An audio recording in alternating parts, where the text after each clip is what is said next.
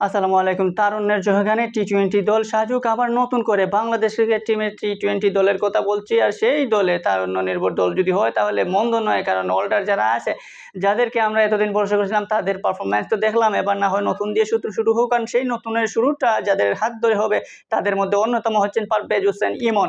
পারভেজ হোসেন ইমন একজন অবহেলিত প্লেয়ার, কারণ তিনি আন্ডার-19 বিশ্বকাপে প্লেয়ারকে যেভাবে সুযোগ দেওয়া হওয়ার কথা ছিল কিন্তু সেভাবে দেওয়া হয় নাই। যদি যখন সুযোগ দেওয়া হয়েছে তখন সাইড বেঞ্চেই বসে রাখানো হয়েছে। পারভেজ হোসেন ইমনের পরবর্তীতে এসেই তানজিদ হাসান তামিম খেলে ফেলেছেন 14-15টা টি-20, কিন্তু পারভেজ হোসেন ইমনের ক্যারিয়ারে এখনো মাত্র 3টা টি-20।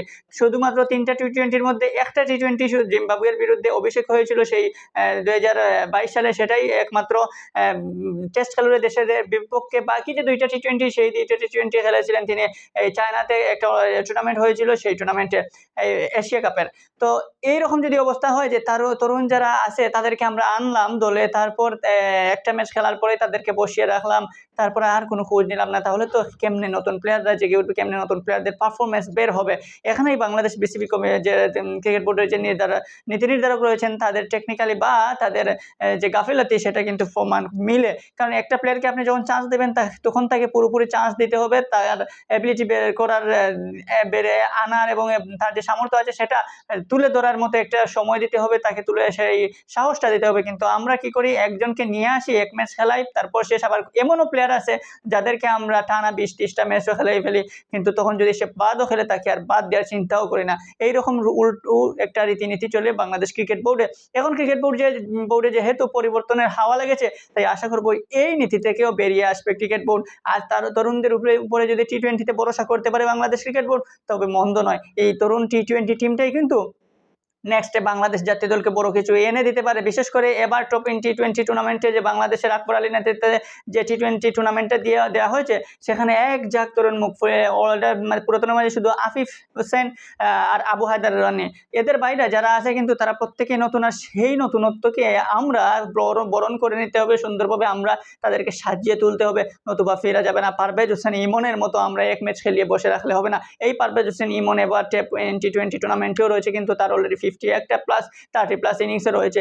অন্যান্য ওপেনাররা যেখানে বেরোতো বা অন্যান্য প্লেয়াররা যেখানে বেরোতো, যেখানে আফিফ হোসেন শুধু একদম ফ্লপ, সেখানে কিন্তু এই পারভেজ হোসেন ইমন টপ অর্ডারে রান বের করতে পারতেছেন তার সামর্থ্য অনুযায়ী, এবং ট্রাই করে যাচ্ছেন যে নিজেকে তুলে ধরার, নিজেকে মেলে ধরার।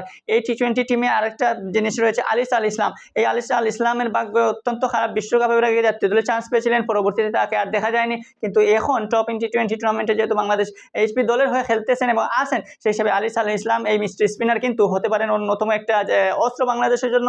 এইরকম ট্যালেন্টেড প্লেয়ারদেরকে আমাদের উচিত দলে রাখা এবং টি-20 টিমটাকে আরো স্ট্রং করে নেওয়া। সেই ক্ষেত্রে টপ টি-20 বা অন্যান্য যে টুর্নামেন্ট রয়েছে সেই টুর্নামেন্টগুলোতে যদি তরুণদের উপর বড় করে তরুণদেরকে দিতে পারি তাহলে আমাদের জন্য বেটার, কারণ এখানে রেজাল্ট হয়তো ফার্স্ট বা ফেল যে কোনো একটা থাকবে। তো পজিটিভগুলো আপনি চিন্তা করতে হবে। টপ টি-20-তে আমরা অলরেডি 4 ম্যাচ খেলে 2টা জিতেছি, 2টা হেরেছি, কিন্তু তার মধ্যে রয়েছে অনেক পজিটিভ দিক, যেমন পারভেজ হোসেন ইমন, জিসান আলমের পারফরমেন্স, পেস বোলিং এটাকে আবু হায়দার রানি, মারুফ মৃদা, ওরা কিন্তু ট্রাই করছে, ওরা যথার্থ দেওয়ার চেষ্টা করছে। তাই আশা করি নতুন একটা টি-20 দল পাবে বাংলাদেশ, এবং বাংলাদেশের নীতি নির্ধারকরা তাদের পুরনো নীতি বাদ দিয়ে নতুন একটা নীতিতে আসবে, এবং সেখানে যোগ্য যারা তাদেরকে যথার্থ সুযোগ দিতে হবে, ট্যালেন্টদেরকে চান্স দিতে হবে, এবং অযোগ্য যারা তাদেরকে জুড়ে হাল বাওয়ানোর চেষ্টা না করে তাদেরকে যথাসময়ে যখন প্রয়োজন তখন দল থেকে বাদ দেওয়া উচিত, এবং যখন নতুন একটাকে চান্স দেওয়া দরকার তখন নতুনদেরকেই সুযোগ